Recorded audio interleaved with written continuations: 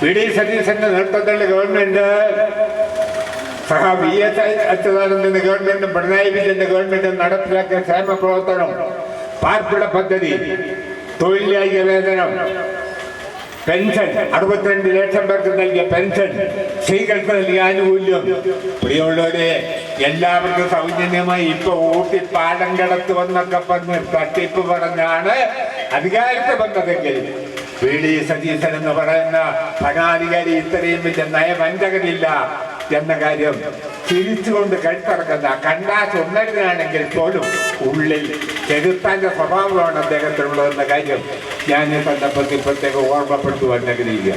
അവിടെ മധുര മനോഹരമായി നന്നായി ചിരിക്കും, വെളുത്ത ആളാണ്, കണ്ടാൽ ചിരി കണ്ടെന്ന വീണുപോകും. പക്ഷേ ഒന്നാം തരം തട്ടിപ്പുകാരനായ ആണ് ഇന്നത്തെ കേരളത്തിന്റെ മുഖ്യമന്ത്രി എന്ന കാര്യത്തിൽ ആർക്കും ഒരു സംശയവും വേണ്ട എന്ന കാര്യം ഞാൻ ഈ അവസരത്തിൽ പ്രത്യേകം ഓർമ്മപ്പെടുത്തുവാൻ ആഗ്രഹിക്കുക.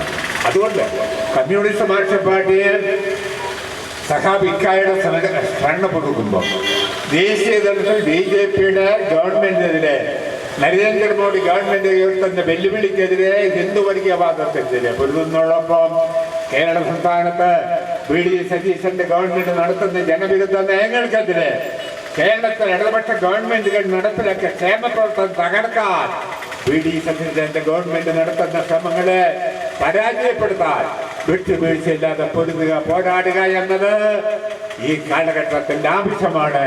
അതിന് ജാഗ്രത പാലിക്കേണ്ട ബാധ്യത സഹാബിക്കായുടെ പ്രസ്ഥാനത്തില് കമ്മ്യൂണിസ്റ്റ് മാർക്സിസ്റ്റ് പാർട്ടിക്ക്, ഇടതുപക്ഷ ജനാധിപത്യ മുന്നണിക്കുണ്ട് എന്ന കാര്യം ഞാൻ ഈ സന്ദർഭത്തിൽ പ്രത്യേകം ഓർമ്മപ്പെടുത്തുവാൻ ആഗ്രഹിക്കുക.